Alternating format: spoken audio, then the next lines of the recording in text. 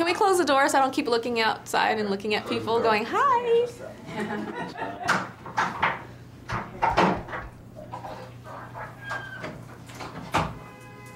are we ready?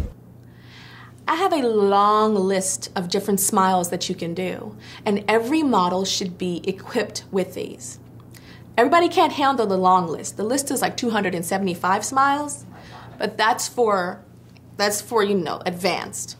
So I'm gonna give you the beginner's course, which is 7 different smiles. The first is smiling with your eyes. This is, you don't really smile with your mouth, maybe a little, but not really, but it comes from your eyes. So this is not smiling with your eyes. And this is smiling with your eyes. We have an angry smile. That's when you have to pretend like you like somebody, like maybe your boss or somebody, but you really don't. So you want to smile because you can't be like a little rude, you know what. You got to kind of have to be professional. So that's a... Shoulders are very sexy, and I don't think women use them enough. So here's the flirting with boyfriend smile. Turn shoulder slightly to your subject, tilt the head down, and go, Someone just gave you a diamond ring smile and you have no idea why, but you're really excited. It's a surprise smile. It's the commercial smile. This is when, you don't want to be too high fashion with your smile. You want to relate to everybody. Hi, or over the shoulder is best. There is a high fashion smile that's often seen in American Vogue magazine, and that's, this is the worst smile of all. You never want to do this. Smiling with the lips and not the eyes. Do you see me? Cheese. Sorry, I have hair in my eye. It's okay, take your time. Let me get it out fiercely. I was 13 years old when someone told me I should be a model. I was sitting, first day of school, I was sitting on the bench.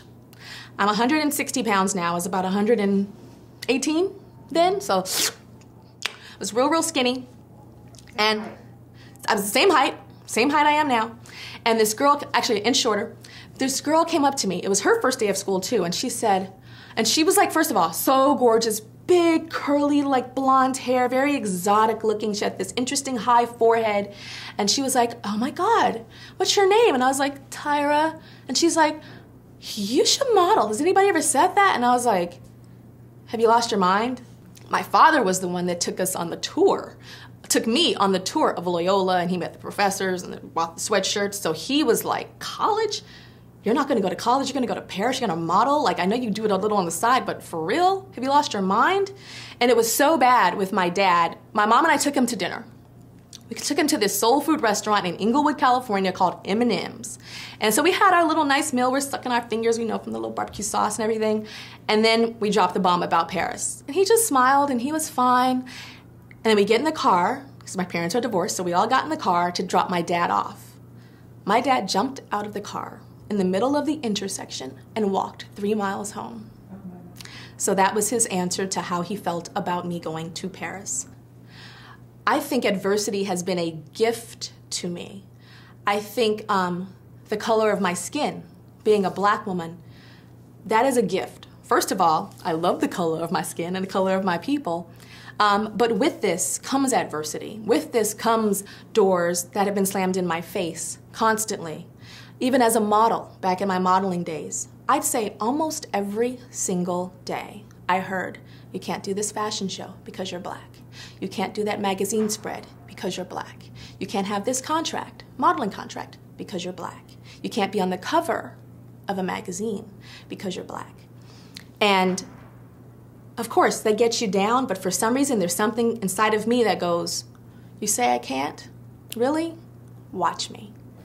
I think that because the society right now is so obsessed with instant fame, reality TV does give today's society, today's younger generation, a chance at fame that never existed in my time, and of course my parents' time and grandparents' time. It was a lot more of a climbing, and some made it, some didn't. Reality TV is a whole new world of that instant fame, and a lot of girls do try to audition for America's Next Top Model, and I question them and question them and question them and see, do you want to be on a reality show? Do you want to just be famous for anything? Do you want to be a model? Do you want to be a villain? do you really want to be a model? That is so important to me. Martha Stewart is like, I look up to her so much. I think she has such an attention to detail. When you hear the two words, Martha Stewart, you understand what that brand is, all the way down to colors. And I hope to one day have a brand that when people hear, whether it's my name or the name of the brand that I create, that they understand it immediately, that you get it immediately. You don't have to explain it. And that's what I aspire to. I think she's fabulous. What I do is I try to make a negative into a positive a lot. Like in my career on a daily basis as a producer, I am constantly on America's Next Top Model on the talk show. There's always oh, that person fell out, they're not gonna show up. Oh, this model's doing this, or oh, our budget is this, or we just got cut, like 30% of our budget got cut. I'm always trying to figure out a way to make it work, and there always is a way. And I think I learned that from my mama.